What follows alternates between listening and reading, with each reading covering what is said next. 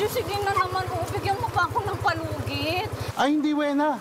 Ipinustal mo to sa sugal, natalo ka, edi magpaalam ka na sa motor mo. Pag nanalo ako sa sugal, babawiin ko yan! Makikita mo! Ano ba yan? Lakas-lakas ang boses. Ano pa naman nangyayari?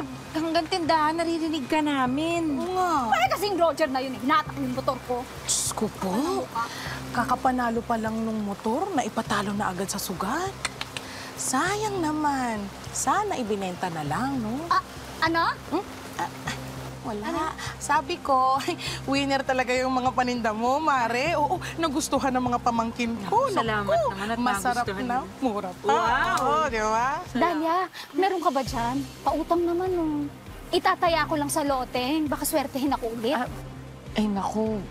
Wena, wala akong extra kasi ngayon lahat may pinaglalaanan eh. Lahat ng budget ko meron akong...